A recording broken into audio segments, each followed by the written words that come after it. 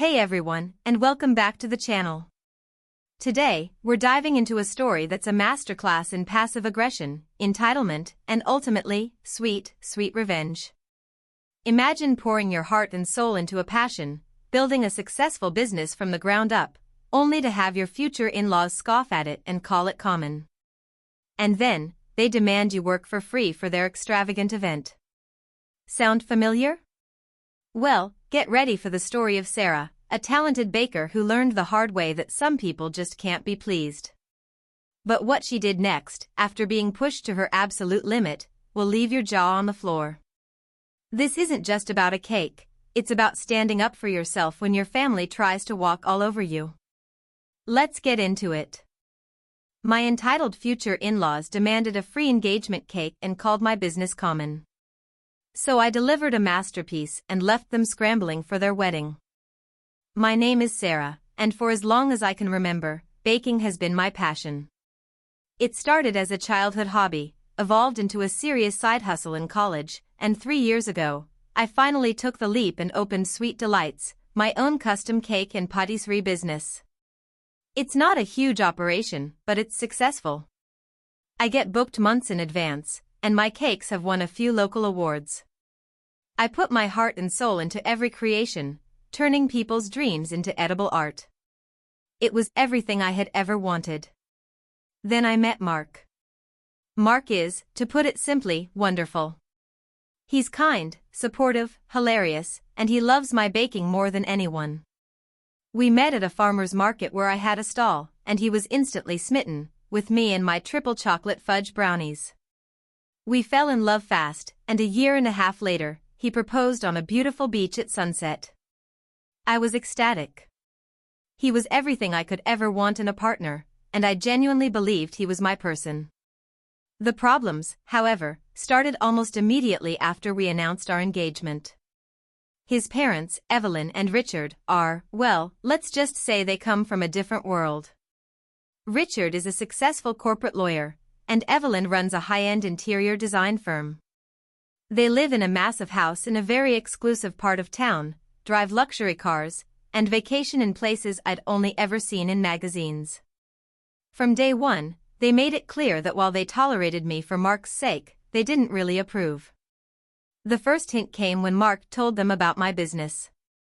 Evelyn, bless her condescending heart, just smiled sweetly and said, "Oh, how quaint, Sarah. A little hobby before you settle down, I suppose?" Mark immediately corrected her, explaining it was my full-time, award-winning business. She just waved her hand dismissively. "Yes, darling, but surely you'll want something more substantial once you're married." Richard chimed in, "Mark's mother is simply suggesting that perhaps you'd prefer to focus on building a family rather than sticky fingers." It felt like a punch to the gut. I bit my tongue, not wanting to cause a scene, and Mark quickly changed the subject. Wedding planning started, and that's when their entitlement truly blossomed. Evelyn and Richard took over almost immediately. "We envision a grand affair, Mark, darling. Something truly befitting our family's standing." They booked the most expensive venue in the city without consulting us, drew up a guest list that included half of Richard's legal firm and Evelyn's socialites, and began making demands about everything from the floral arrangements to my wedding dress. I wanted a small, intimate ceremony, but they insisted on a lavish event for 300 people. Mark tried to push back, but his parents are incredibly domineering, and he, bless his heart, often struggles to stand up to them. He'd tell me, "Just a little longer, honey. Once we're married, we'll set our own boundaries." I wanted to believe him. When it came to the cake, I thought this would be my chance to contribute something truly personal, something that showcased my love and my passion. "I'd love to make the wedding cake," I offered enthusiastically during one particularly tense dinner. Evelyn looked at me, her perfectly sculpted eyebrow arching. "Oh, Sarah, that's sweet of you. But for our son's wedding, we really must have something professional, don't you think? From a reputable pâtisserie. We can't have anything looking homemade." Richard nodded, adding, "Indeed, dear. Something elegant, refined. Not too common." That word again. Common. It stung. Mark immediately jumped in. Mum, Dad, Sarah is a professional. Her cakes are incredible. But they just brushed him off. I felt my face flush, but I forced a smile and said, of course. I understand. Inside, I was seething. They didn't just insult my business, they insulted me. A few weeks later, they announced they were hosting a lavish engagement party for us. To properly introduce you, Sarah, to our extended circle, Evelyn explained, making it sound like I was some exotic pet. Then came the kicker. And since you're so talented with your little baking venture, darling, we thought you could make the engagement cake for us. It would save us a small fortune, and you could consider it your contribution. My contribution? After they'd already dictated the entire wedding, leaving Mark and me with massive bills we were struggling to afford, now they wanted me to work for free on top of it? And not just any cake, but an elaborate, multi-tiered spectacle that would be the centerpiece of their grand party. They had a specific vision, 6 tiers, covered in delicate sugar flowers, gilded accents, and it had to be a specific flavor combination only they liked. Something truly elegant, Sarah. No, nothing too loud. We want it to be sophisticated. My common business was suddenly good enough if it was free. I took a deep breath. I'd be happy to discuss my rates, I said, trying to keep my voice even. Evelyn laughed, a tinkling, brittle sound. Rates? Darling, it's for your own engagement party. We're family. You wouldn't charge family, would you? Richard nodded in agreement. It's a gesture of goodwill, Sarah. A way to show your commitment to the family. Mark just looked at me helplessly, caught between his parents and me. I decided right then that I was going to make that cake. But it wouldn't be a gesture of goodwill. It would be something else entirely. For the next few weeks, I became a baking machine. I spent countless hours designing and creating the most stunning, intricate cake they could ever imagine. 6 tiers, delicate white and gold sugar flowers, elegant piping, it was a true work of art. I used the finest ingredients, painstakingly sculpted every detail, and made sure every visible aspect was absolutely flawless. My studio was filled with sugar petals, edible glitter, and the sweet aroma of vanilla and almond. I kept telling myself, this is for Mark. This is for my love for him. And a little bit for me. But deep down, a different motivation simmered. I told Mark I was making the cake, seeing the relief on his face. He didn't know about the contribution comment, I'd spared him that detail. He was just happy I was part of the planning. It'll be amazing, honey. You're the best, he said, giving me a hug. He was genuinely excited, and that almost made me waver. Almost. The day before the party, I was putting the finishing touches on the cake. It looked like something out of a fairy tale. Perfect. But the secret lay hidden within. For the top tier, the one they would ceremonially cut for photos and serve to themselves and their closest, most influential friends, I had a special plan. I baked it with a core of the most aggressively common cake I could imagine, a dense, slightly dry, intensely bright artificial rainbow sprinkle cake, filled with cheap, saccharine pink buttercream. No subtle vanilla bean or delicate fruit curd. Just pure, unadulterated, unelegant, artificial sweetness and garish color. The outside, however, was meticulously covered in my finest white fondant and delicate gold accents, perfectly disguising the common interior. It was a Trojan horse of confectionery. The engagement party was, as expected, a spectacle.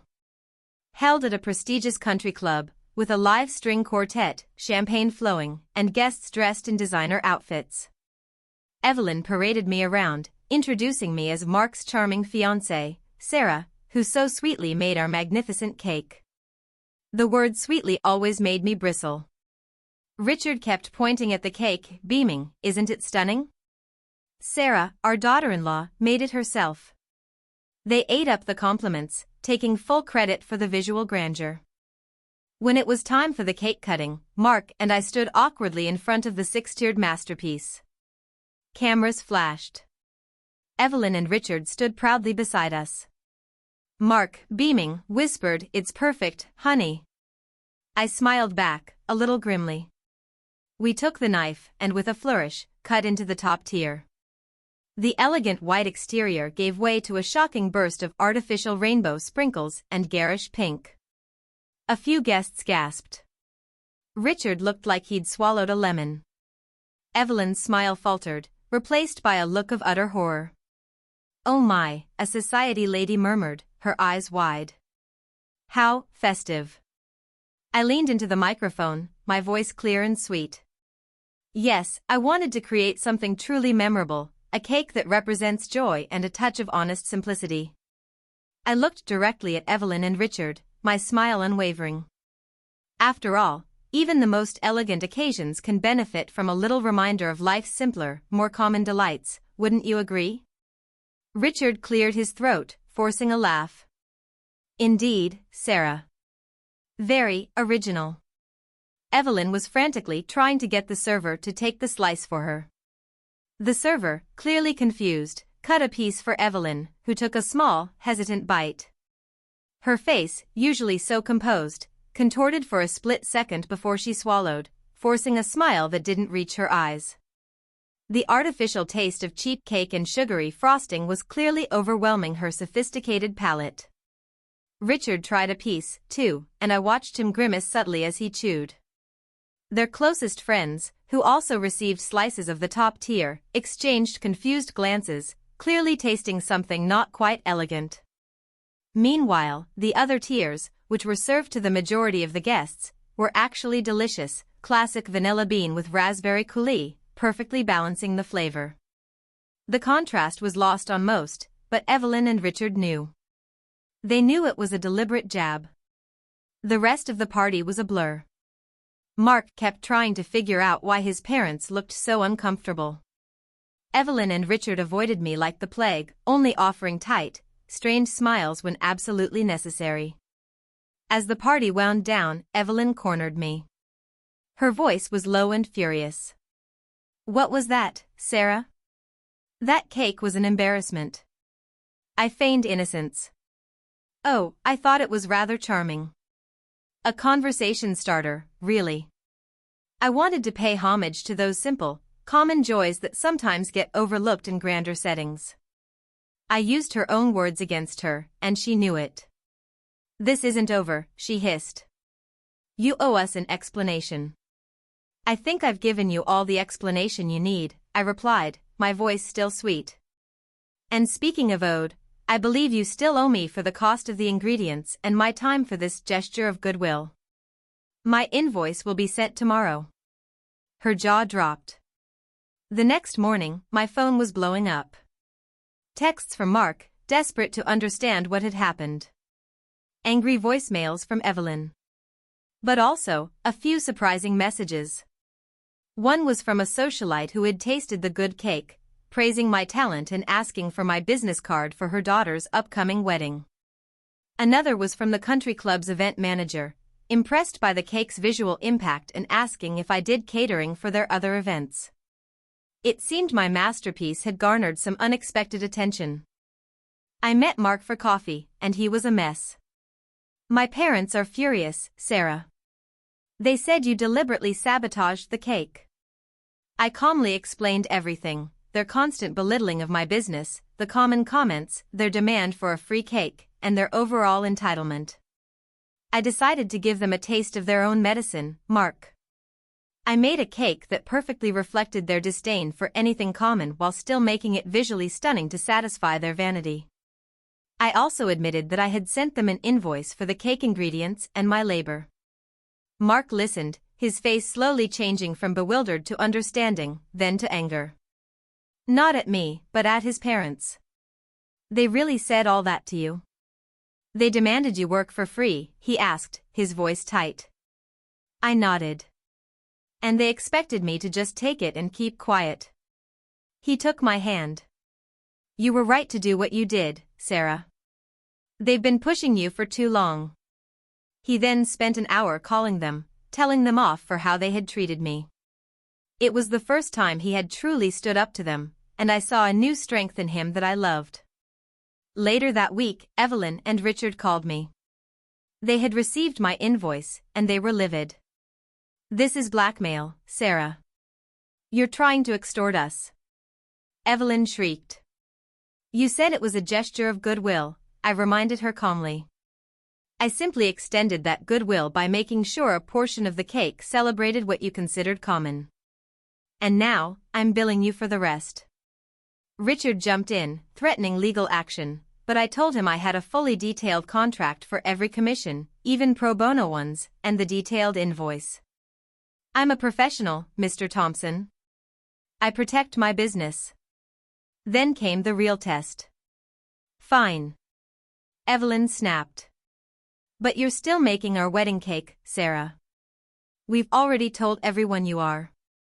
"About that," I said, a slight smile playing on my lips. "I actually just received a massive commission. A multi-million-dollar tech company wants me to do all the desserts for their annual gala after seeing the photos of the engagement cake." This was true, the country club manager had connected me, and the deal was huge. "It's a paid gig, a very large one, which means I unfortunately won't have time to make your wedding cake. My apologies." The silence on the other end of the line was deafening. "What?" Richard finally exploded. "You can't do that. We're family." "Oh, but I can," I replied. "And unlike a certain engagement cake, this one is entirely professional. With a very substantial fee. You'll need to find another baker. Perhaps one of those reputable patisseries you mentioned?" I hung up, feeling a wave of triumph mixed with relief. It wasn't just revenge, it was liberation. The fallout was spectacular. Evelyn and Richard had to frantically scramble to find a new wedding cake baker, just a few weeks before the event. Most high-end patisseries were already booked. They were forced to settle for a much smaller, less impressive cake from a place they publicly declared barely acceptable. The rumor mill, fueled by the country club staff and a few delighted wedding guests, had a field day. Their carefully constructed image of effortless elegance was shattered, replaced by whispers of their embarrassing common cake and their last-minute, cheap replacement. My business, meanwhile, boomed. The tech company gala was a massive success, leading to more high-profile clients and a significant expansion. Mark, true to his word, became a rock-solid support system. He actually had a long, overdue conversation with his parents about their treatment of me and their general snobbery. He told them that if they couldn't respect me and my business, then they wouldn't have much of a relationship with him either. That got their attention. Evelyn and Richard sent me a grudging payment for the engagement cake invoice a few weeks later. There was no apology, just a terse note saying, "Consider this settled." I framed it. Mark and I still went through with the wedding, albeit a slightly scaled-back version that felt more like us. His parents were there, of course, but their usual haughty demeanor was tempered by a palpable sense of defeat. Evelyn tried to make a snide comment about my quaint wedding dress, but Mark immediately shut her down with a look that would freeze fire. Life isn't a fairy tale, and they didn't magically change into loving, supportive in-laws. But they did learn a valuable lesson: I was not to be underestimated, and my common business was a force to be reckoned with. And sometimes, the sweetest revenge comes in the form of a perfectly baked, subtly subversive cake. Wow! What an incredible story of standing your ground and delivering a truly unforgettable slice of justice. Sarah proved that sometimes, the most elegant revenge is also the sweetest. Now, I want to hear from you. Do you think Sarah's common cake revenge was perfectly justified? Or do you think she took things too far? Let me know all your thoughts in the comments below. If you were absolutely captivated by this story, make sure to hit that like button, subscribe to the channel, and ring the notification bell so you never miss another video. See you in the next one.